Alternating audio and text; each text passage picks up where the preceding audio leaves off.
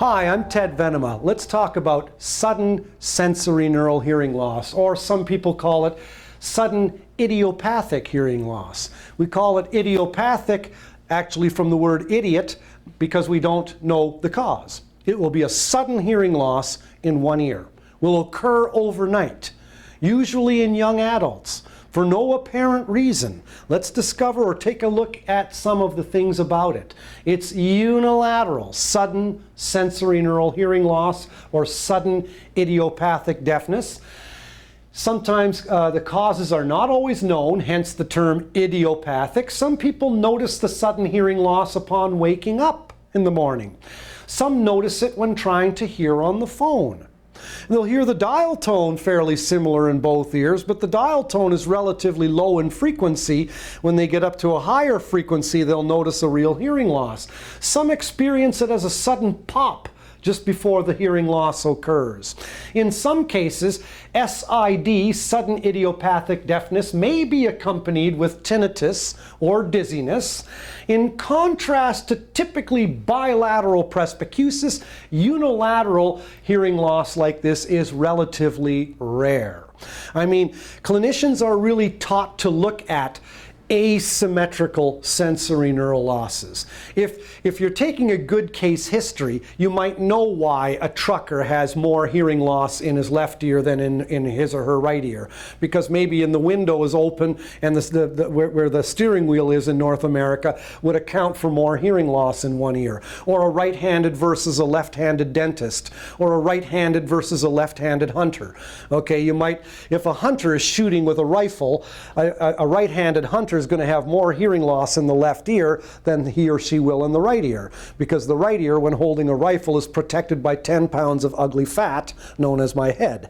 So nonetheless, but another reason you might get sudden or hearing loss in one ear might be due to an eighth nerve tumor.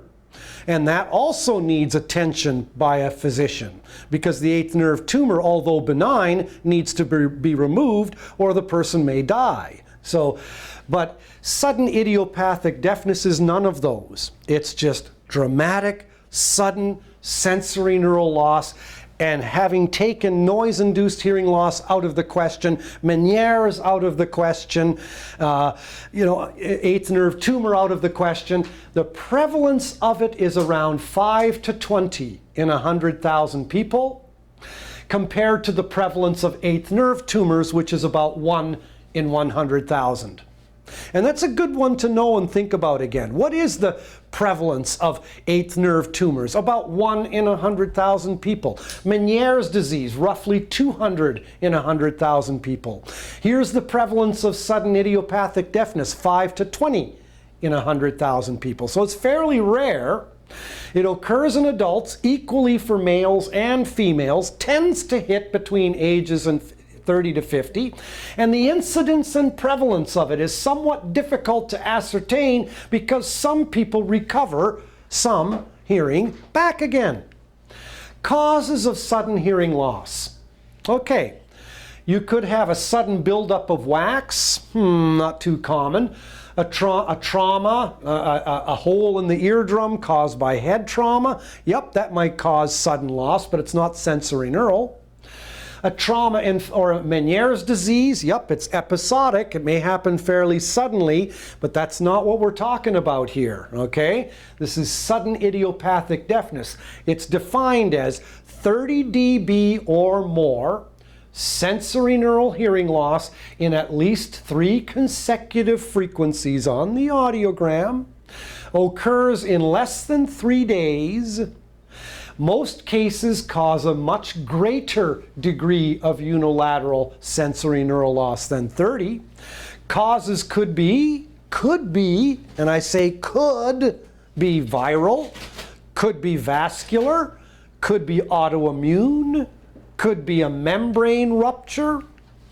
The importance of early treatment is the main thing. The hearing loss is usually noted in one ear and can take place over the time span of 1 day to several days, should always be treated as a medical emergency and never treated as a temporary nuisance. The earlier the treatment, the better the chances are at best recovery. As physicians, it's most important to first rule out conductive pathology. It's easy to confuse with temporary blockage of excessive cerumen or else as an ear or sinus infection. Physicians beware, especially family physicians. Get this person to an ENT ASAP, because if the steroid treatment isn't given quickly, there's no hope of treatment helping the hearing loss. So people may get it confused with a temporary blockage of wax or an ear infection and put off seeing a doctor for some time. And when finally seeing the family physician, here in Canada you require a referral to an ENT, and by then it's too late to do anything about it. Some ear, nose, and throat physicians actually take referrals straight from an audiologist or straight from a hearing instrument specialist, saying they realize that sudden deafness like that is going to be, that needs to be treated right away. So, subject. This is a young girl around 6 years of age, and here she has otoacoustic emissions. Her hearing is normal. Here's the noise floor in her ear canals and otoacoustic emissions that are totally normal in both ears. Here's a woman aged 33 with sudden idiopathic deafness. Lost it overnight. Normal hearing in the right ear, suddenly the left ear dropped down to a profound loss in the high frequencies. Tested her with otoacoustic emissions in the right ear, strong otoacoustic emissions in the good ear. Otoacoustic emissions are missing in the bad ear. Final words: with immediate treatment, chances of hearing recovery are pretty good, but not necessarily guaranteed.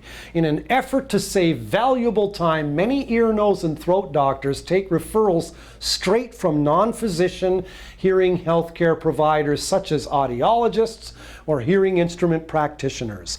Corticosteroids taken orally within the first few days can reverse or at least stem the tide of sudden idiopathic deafness by reducing inflammation and progression of many types of pathology. Some ENTs have also experimented with intratympanic injection of corticosteroids, enables, spelling error, quickly and more direct route for the steroids. Research is as yet inconclusive as to the added benefits of this approach. Bottom line, however, don't treat it lightly. If a client comes to you complaining of sudden idiopathic deafness in one ear, do refer immediately to a physician. Thank you.